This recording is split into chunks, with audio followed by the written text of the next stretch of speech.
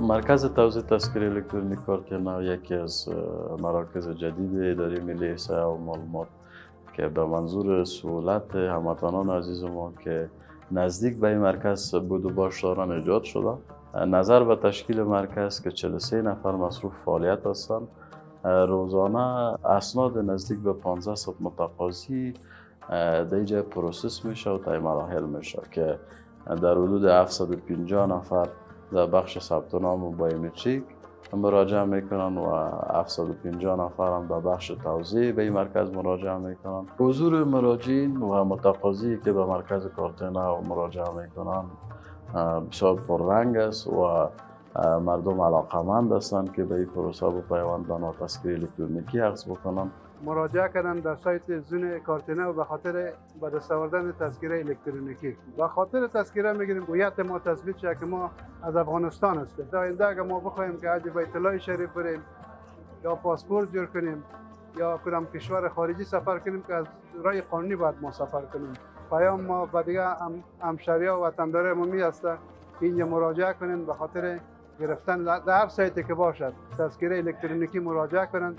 افغانستان انشاءالله در حالت جور شدن است که انشاءالله فهمید مسئولیت زیاد می باشد نسبت به تذکره کاغذی کردن. از این کارتنا آمدیم به خاطر تذکره گرفتن. یا خصوصا که قریه و منطقه و بعد کلش معلوم میشه که این از این منطقه است، از این منطقه نیست، از این منطقه است. من نمره آمدم 60 قدم ماندم کتاب تذکره بنم میده خلاص. کارتنا مرکز کې راغلی یم د خپل تذکره مې نن ترلاسه کړه چې ډېر خوشحاله یم کارکوونکو نه او دغه پروسې نه ځکه دا زموږ ملي هویت څرګندوي.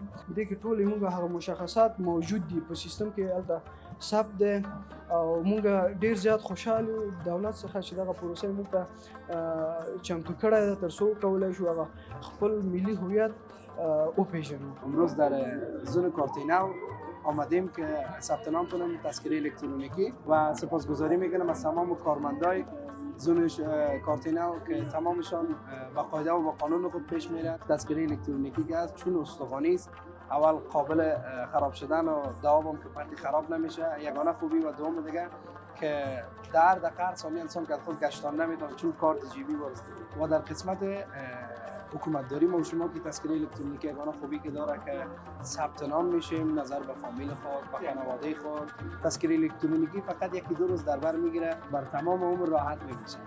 لطفاً تذکره الکترونیکی بگیرید فراموش نکنید. پیام ما به هموطنان عزیز و معی است که کسایی که تا هنوز اپلای نکردن و درخواست ندادن با تذکره الکترونیکی هرچی عاجل به نزدیکترین مرکز اپلای بکنن و تذکره الکترونیکی خود به دست بیارن. خواهشم از مراجعین محترم داریم وقتی که به مراکز ما مراجعه میکنن از اینکه پروسس زیاد است و تعداد مراجعین ما زیاد است از حوصله‌مندی تمام استفاده بکنن و کارهایشان را به صورت درست پروسس بکنن.